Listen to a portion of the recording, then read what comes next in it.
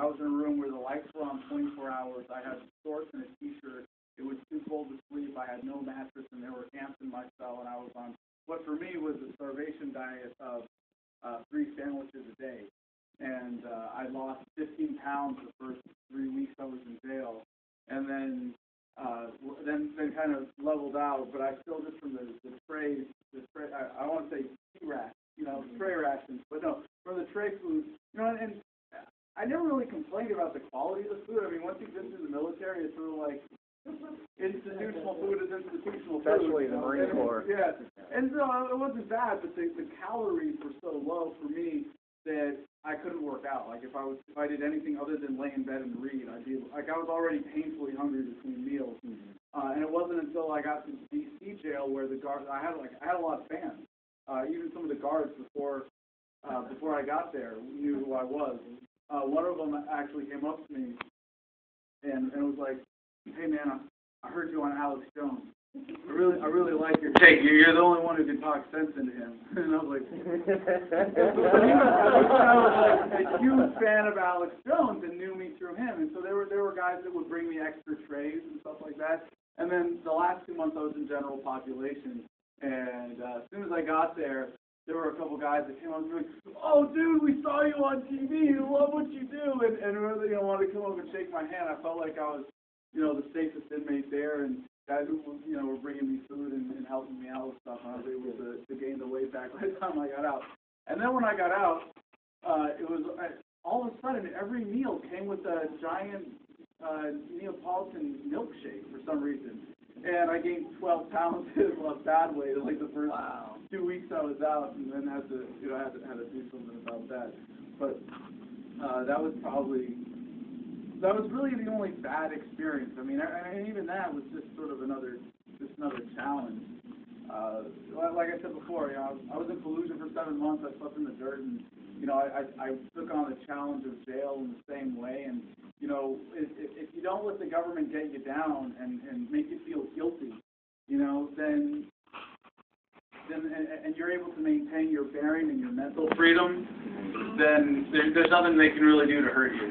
And I felt like I took on the challenge the same way, and being in jail itself, like I said, that wasn't the hard part. It was the stress and the uncertainty and the legal situation and all of that, and trying to keep my business from falling apart while I was in and people were lying to me and that kind of thing. But one other fun little story is, it's illegal to have sex when you're in jail, so it never happens, right? They had to cut the curtains on the shower stalls to the floor to 2 feet above the floor so they could see if there was an extra pair of legs in there at any time. That was one of the fun little changes in policy while I was there. But when I was in the max security block in D.C., it was really funny that I was there for my own protection, and yet, every time you go take a shower, you have to stand in front of your door and get a strip search and, pull it up and, then feed your clothes out. Yeah, squat and cough every single time. And you hand your clothes out, then they hand them back in. Then you get cuffed. Then you come out. Then you put your leg irons on, and you're holding your towel and your shower gear in your hand. Then you walk 20 feet down the hallway, and then you repeat the process in reverse. Mm-hmm. And then and of course that's all for my own protection. Sure. So. Are you glad you did what you did? Would you do it again? Absolutely. I do feel naive, as someone who can say that I make a living talking about this sort of stuff, to think that the government, was going to politely knock on my door and come and arrest me and book me and then give me a fair constitutional trial, But, so in that sense, I really underestimated the cost to myself, but having paid that higher cost, I was also very pleased with the outcome, and that we were able to reach millions of people. And the one real bright spot for the effect was local television. You give them a really awesome visual and a 22-second video. They played it every single time I went to court. They played it in the morning. Hey, gun rights activist Adam Kokesh from Virginia is going to court again. And then afterwards they played again in the afternoon and on the evening news. Hey, he went to court again and nothing happened. He was denied bail again. So I think it was great, and I would hope that for the people in the bigger picture looking at this, it was a teachable moment, and we were able to reach millions of people with it. So I was unprepared.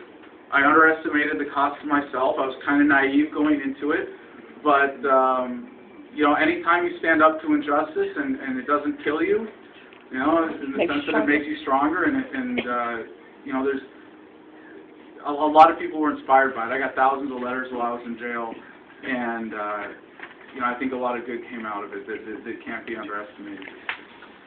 Yes, sir.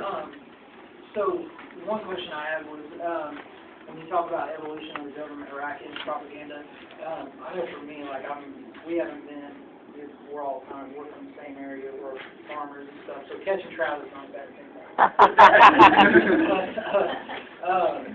But as far as we kind of got all involved at the same time during the Ron Paul movement, Yeah. and the whole liberty movement, and so some of these ideas and terminology that you use, still kind of I'm gonna go home and Google it, you know what I mean? Okay.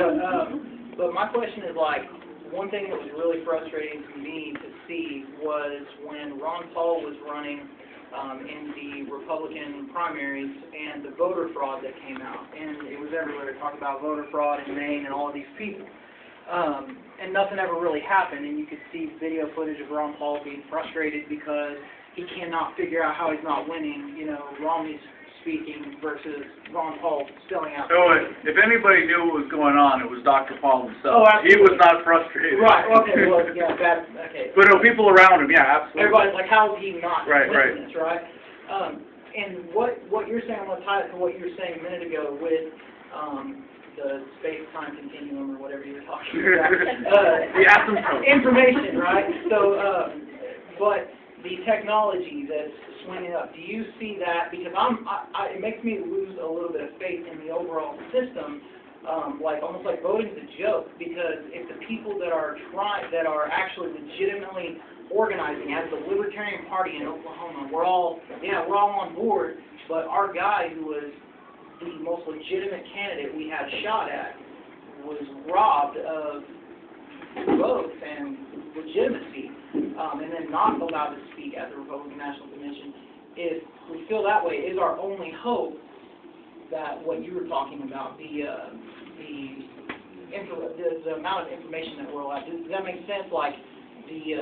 Will that eventually replace even the political system that we have? The information is constantly, and technology is constantly going faster. The government can't act that fast. I mean, 3D printers, exactly what I'm talking about. 3D printers that mass-produce 3D printers. You know what I'm saying? Yeah, the right. government can't regulate that. How do you regulate a 3D printer that's producing those 3D printers in some guy's garage? You see what I'm saying? Yes. Does that make sense? And so I guess what I'm saying is, are we kind of the evolution of government racket and propaganda is this whole system that we're bought into, that now we're organizing as a big party and trying to legitimately make a difference.